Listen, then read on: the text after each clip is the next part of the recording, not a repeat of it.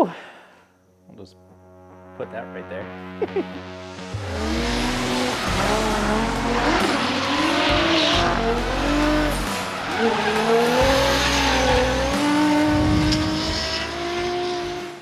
What's up, guys? We're here in my home garage today to talk about what went down at the last round of the Formula Drift Pro Spec Championship, Round 3, St. Louis. It was a super amazing event. I'm super excited to talk about it, and I'm glad you guys are here to listen. So let's get right into it. Practice didn't go exactly how I'd like it to go. I didn't feel super comfortable. The track was just a lot more tricky than I thought it was going to be, and that definitely showed in qualifying. Going into qualifying day, I was super relaxed, super chilled. I was feeling good, went in, and I think I was just a tad too aggressive. I guess like maybe just the hype got to me a little bit, and I ended up just throwing it into outer zone 1 just a little bit too deep, dropped the tire. And when you're in the car, it feels so much more aggressive dropping a tire off the track than what it looks like. Like it wasn't feeling good by the end of the run, and I ended up just dumping way too much angle in outer 4, the last turn of the track, and ended up looping it out. And yeah, it just got a 0. But then when I watched it, I was so upset because the run was still going really good, even though I dropped the tire. And if I finished the run hitting all the outer zones, it probably would have been a really good score. And we ended up going into the not so great 8 and almost lost our spot in the race for the next day, which was definitely nerve-wracking. And it was probably some of the highest stress I've been in over the course of my Formula Drift career. The idea of possibly not even getting to race or not even being able to be in top 32 was just it was so devastating. But at the same time, I had to shake all that out and just put a good lap on the board and just get in the show. So when it came time to do our second lap, we ended up going out there. It was a pretty sloppy lap, but I hit the zones. We got an 83. And we ended up qualifying 29th, which is the lowest we've ever qualified this year, considering we didn't do qualifying last year. But we were still in the show. I was really happy about that, and I was like, I don't care who we get matched up with first battle tomorrow. I'm just glad that we're in the show and we'll be aggressive. We'll have a good time. And I was like, I got nothing to lose. Let's just do it.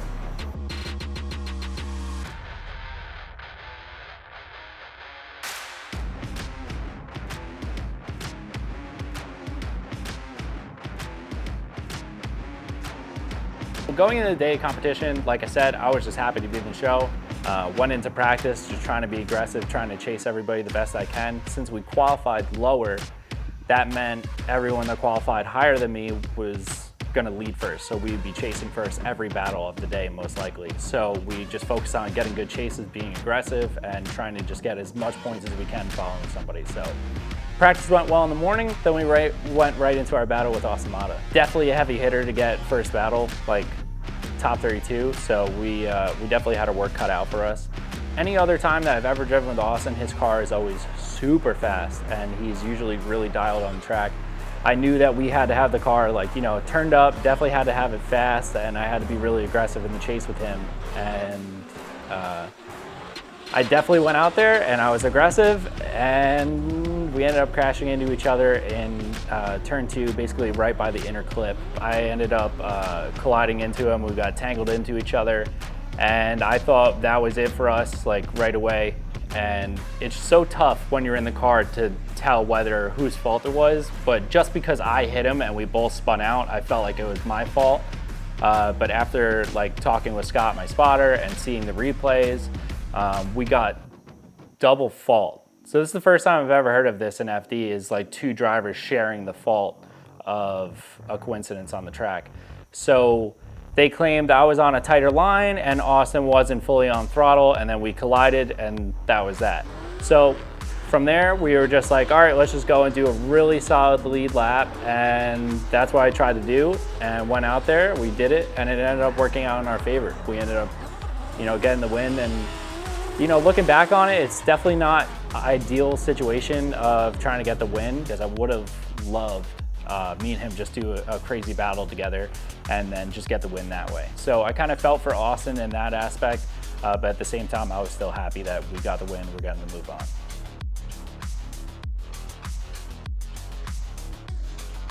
Getting into top 16, and that was with Micah Diaz, and that was a battle to remember. Going up against Micah Diaz, I love the dude. We got to spend a lot of time with each other last year in California, and like we really like kind of bonded as like homies. And I just love his aggressive style, and I just knew for a fact that it was just going to be an all-out brawl between me and him. And like knowing him personally and knowing him as a driver really made it easier to go into this battle and just be like, yeah, this is going to be a blast. Like I could put it on him. He's going to do a great lead, and that's exactly what happened. I did the chase right off the bat. I bumped him a bunch of times, and he still stayed there on his perfect line and just let me chase him all the way.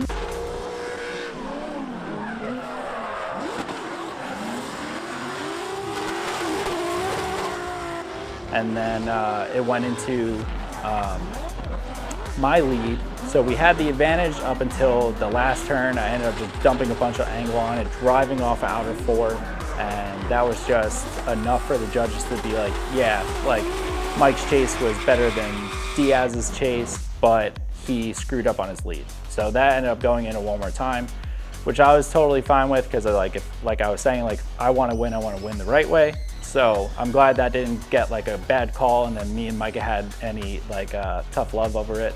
Just went into one more time battle, and we just went out there and did a sick battle once again, and it was super cool.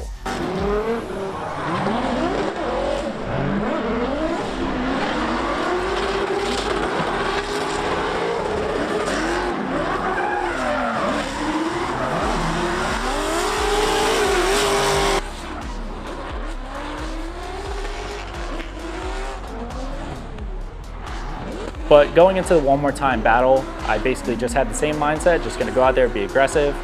And then when it came time to do my lead, I just wanted to do my lead perfectly, so I didn't give the judges any reason to not pick us to move forward.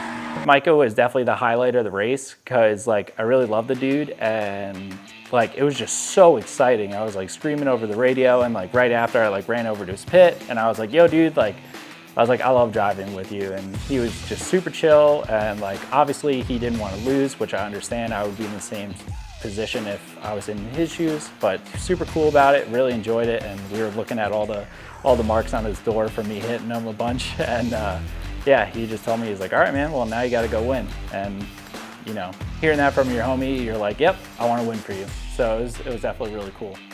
But yeah, after Micah Diaz, we knew that it was gonna come.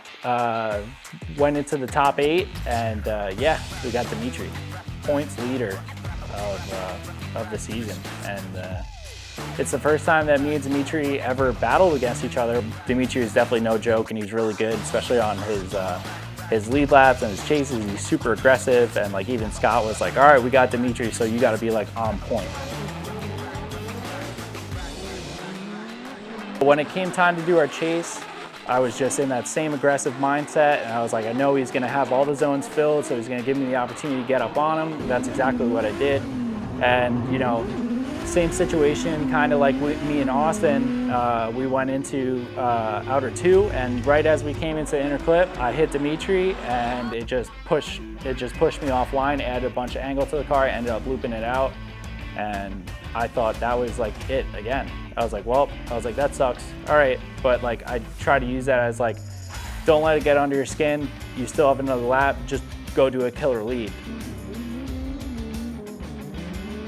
I had no idea whether we were benefiting from our chase or if we had like a complete 0. So I was like, all right, let's just forget everything. Scott was in my ear, just do a perfect lead lap. Went out there, did the best lead that I possibly could do, and ended up taking the win because Dimitri ended up looping it at the last turn, outer zone 4. But going back and watching the live stream, we actually had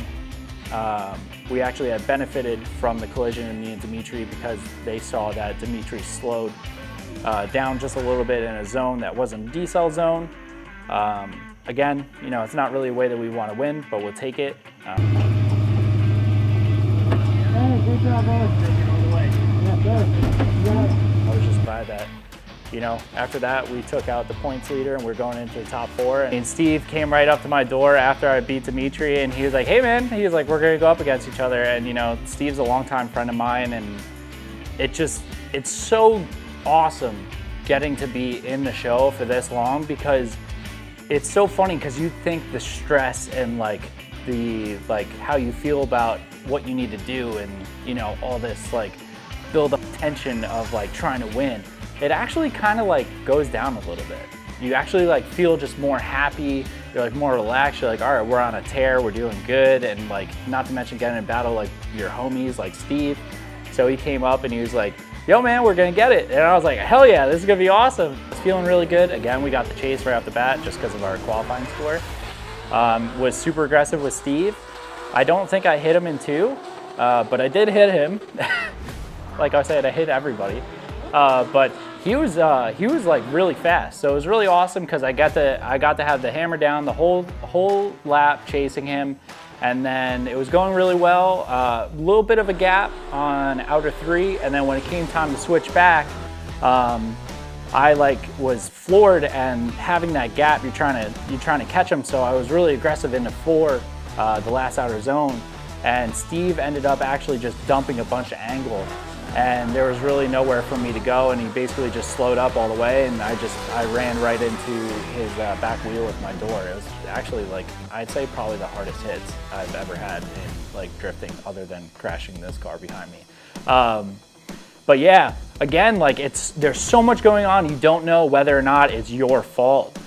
So I thought for sure that was my fault. I was like, we had a gap on him, and I was just trying to reel him in, and it's a decel zone right there, and I must have just hit him and put him offline, and he finished the lap and I spun out. So I was just like, all right, well, I kind of threw it away and was just, you know, forget about it. We still have another lap, so I got to do my lead. So I did a good lead, really good lead. Scott was just like, go out there, do a perfect lead for me, and we'll see what the judges say. So I went out there, did a good lead, best that I could, and you know, going back there, I can only remember so much, but it felt like it was a good run. And we're going back to where the grid worker tells us who won.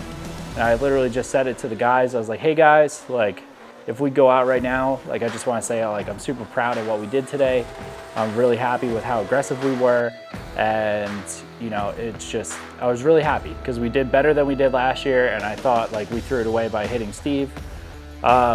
But we ended up getting the win, and from there on out, I was just screaming in the radio. I was like, we're going to the finals. Oh my God, this is so awesome. I was like, I'm so happy. I was like laughing and chuckling, and they're like, yeah, you're getting TLO. I was like, all right, cool, bring him on. Let's do it. Like, this is going to be a blast. So I was like, if he's in the finals, like, I know he's a good driver. He kills it in Canada. Tommy, you know, he's a really solid driver. I like try to talk to him once in a while here. He's always a nice guy, and his car is super sick and fast. I knew he was gonna be fast, so I was like, this is a great opportunity. Like, we probably won't hit each other because we're going fast through the inner clip.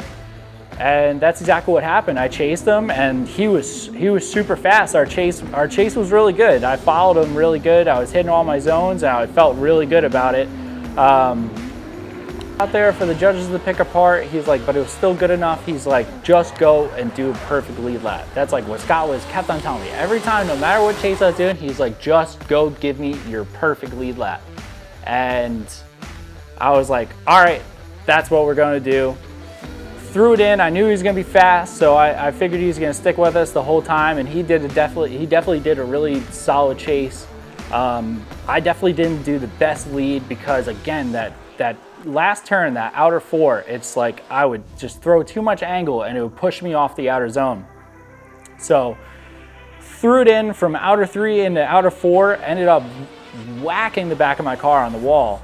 And that actually helped me out because I threw it in so hard that if I didn't hit the wall, the car would have over-rotated. I would have drove off of that, and if he did a perfect lap behind me, he probably would have got the win. So I threw it on the wall, it slowed down my rotation, and I just tried to fill outer 4 the best that I could and just finish the lap. And unfortunately for Tommy, he told me after the race that he broke an axle. So right behind us, if you see the clip, he just like, last turn, his car basically just straightens up and drives right off the track. So obviously that's great for us because that's like, we pretty much, there's no choice but for us to get the win. But at the same time, not super happy about getting it like that. But, you know, it pays to have a car that just works every time you do a lap, and I was just super happy about that. And it was so funny, I just got out of the car and like I couldn't hear Jared like talking over the speakers at all. So I had no idea what was going on. I knew that they picked a winner. I mean, you know, in this sport, you can never just assume that you got the win. So I try to wait until someone tells me like, you got it. And we're all like standing there and like, it's like quiet. And like Lorette is running around with the camera and she's like, Mike, stand right here. And I'm like, I like grabbed Tommy and I was like, all right, we're gonna do an interview. And Tommy like looked at me and he was like, no, he's like, you won. And I was like, what? I was like, I can't even hear them. I was like, I have no idea what's going on. And I was like, dude, I just gave Tommy a hug. I was just super happy for him because he did really good. I think the last race was his best result this year so far. Super happy for him. Ran over Steve. First podium for Steve. Super happy. Just good dudes on the podium, and that's always a great thing. But yeah, it was so funny. I was just like, I had no idea. And then all of a sudden, like, we won, and I was super gassed and just like so shot. You know, I just felt like, you know, almost like out of body experience. I was just so drained. I was so dead, but just so happy at the same time. Ran up to my fence. I ran up to the fence. It was my brother's 21st birthday on Saturday, so I was like, got it for you, man. Happy birthday. And, you know, got him the trophy. Luckily, I said he could have it, but we live together, so luckily we could share it. So that's cool. But yeah, it was an amazing weekend. And there was just so many things that stood out for me to be like grateful for. You know, the team killed it and did everything that they had to do to just give me a competitive car, kept me chill. Like, everyone was in a good mindset and it just worked out. And there was like so many things that stood out, and like my family was super happy all weekend, just working their ass off to like sell merch, set up the pit. My dad did this crazy light show at the trailer that he was working on for months ahead of time, and like I was so happy to see it like all together and like just getting all the attention in the pits. And you know, I couldn't be any more grateful for that dude because he just makes all this possible, and for him to make it all possible and still do more at the track for us, just so grateful to be able to just have the team that I have. And one other thing that like stood out tremendously was qualifying day. This little girl, she came up to me with her older sister and her dad. And, you know, I just love like kids at the track because I feel like we're like role models to these kids because they have like big dreams. And you know, when you're a kid, you just always have such big dreams. And then as you get older, some of them just seem not like doable, and like you let that like die out. And I just love being able to tell kids like, you can do anything you want to do. And this little girl was so cool. Her name was London. And she was telling me, she's like, I got a Power Wheels drift car. I'm a drifter, and like I want to be a professional drifter one day. And I was like, you can do it. I was like, don't ever let anybody tell you you can't do it. And I gave her my autograph. And the cutest thing ever, she was like, she took this little notepad and wrote her name on it, her signature, with a smiley face and a heart. And her dad gave it to me, and he said, she wants to be a drifter like you, so she gave you her autograph, and she said it's a good luck charm.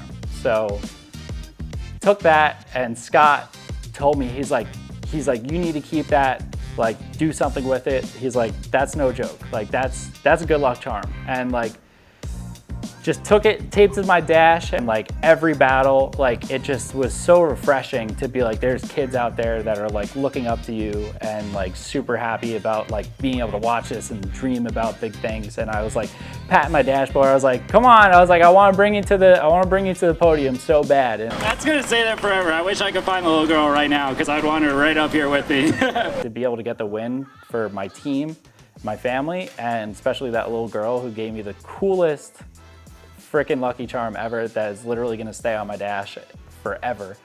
To get it for her too is just amazing.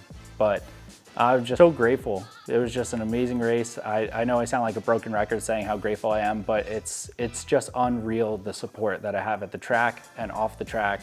All the fans reaching out and just talking to me, and like my friends, just everything. It's honestly the greatest feeling ever. And to be able to get that result for all of you guys, especially you guys watching this video right now, is just, it's the greatest gift in the world to be able to have that and be rewarded for your hard work, and to be able to show all you guys that if you want to do the same thing, no matter what it is in your life, you could go out there and do it.